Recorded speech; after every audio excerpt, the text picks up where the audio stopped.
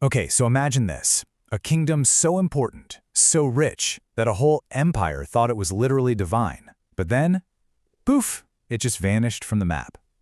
Today, we are absolutely on the hunt for one of history's biggest, most fascinating puzzles, the lost land of Punt. And look, this wasn't just some, minor trading post. We're talking about 1,000 years. For over a millennium, the name Punt was whispered in the courts of the pharaohs. It was legendary. It was this absolute cornerstone, not just for their economy, but for their religion, which was everything. In fact, the Egyptians didn't just call it Punt. They had a special name for it, Ta-Necher, and that means the land of God. Now that's not just some casual nickname, right? That tells you everything you need to know about how deeply this place was revered. They saw it as a source of truly divine stuff, a place literally touched by the gods. So that's our mission today.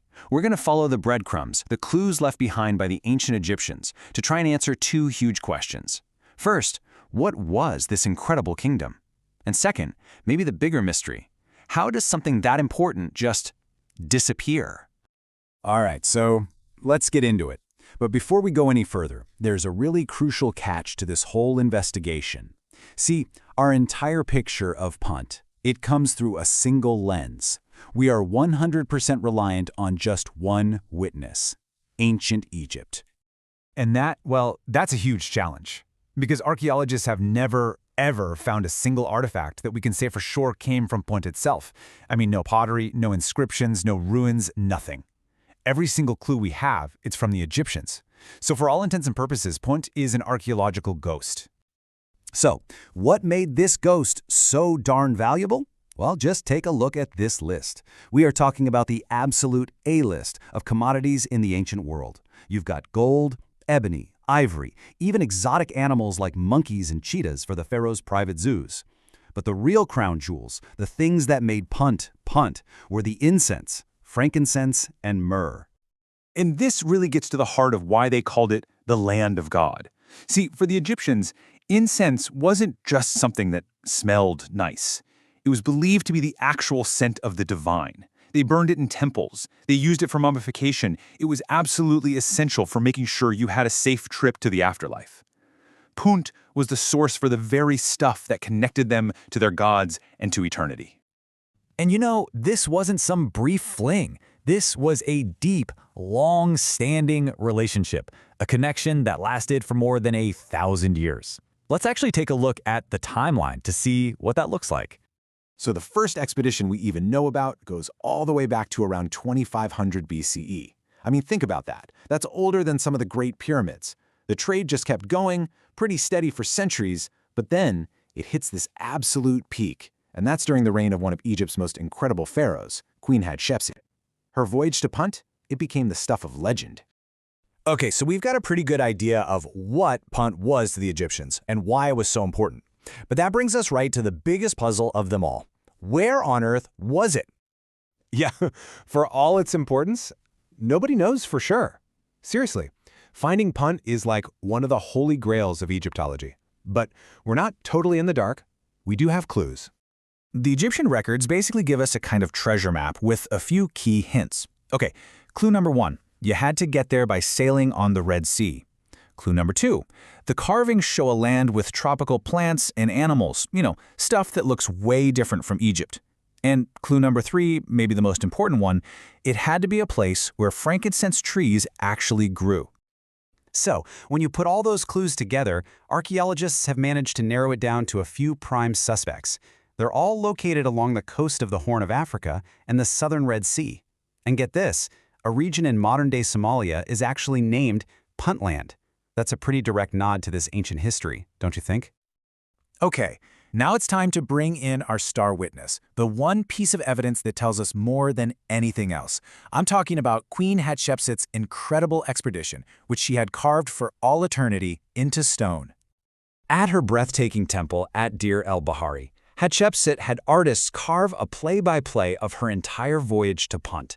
And this isn't just a bunch of text, you guys. It's basically a visual documentary from 3,500 years ago.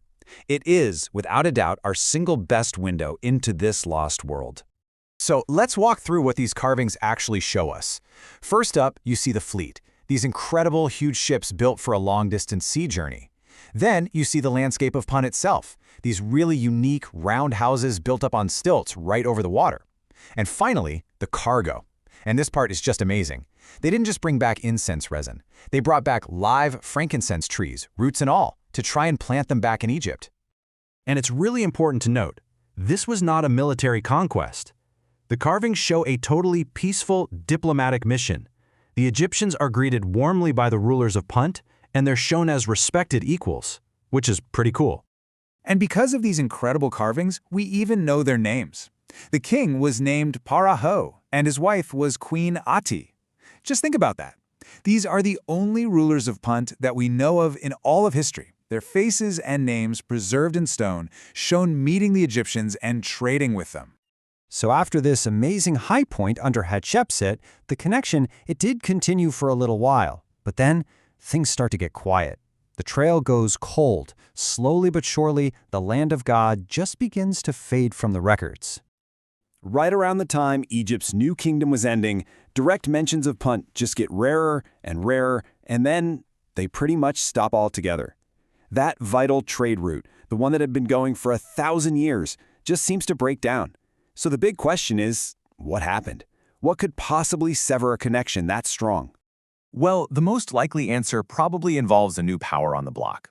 A new player entered the game, the Kingdom of Aksum, which was based in what is now Ethiopia and Eritrea. They became a huge maritime power, and it's very possible that Aksum either just took over the trade routes to Punt, or maybe they just completely replaced Punt as the main trading partner in the whole region. So let's just summarize the main theories for this historical cold case. Theory 1, the rise of Aksum basically squeezed Punt right out of the market. Theory 2, international trade routes just shifted and the old way to Punt became obsolete. Or Theory 3, maybe Punt just collapsed from within. Maybe it broke apart into smaller states and it just wasn't that single, great land of God anymore. And that, really, is the ultimate mystery, and maybe the tragedy of Punt.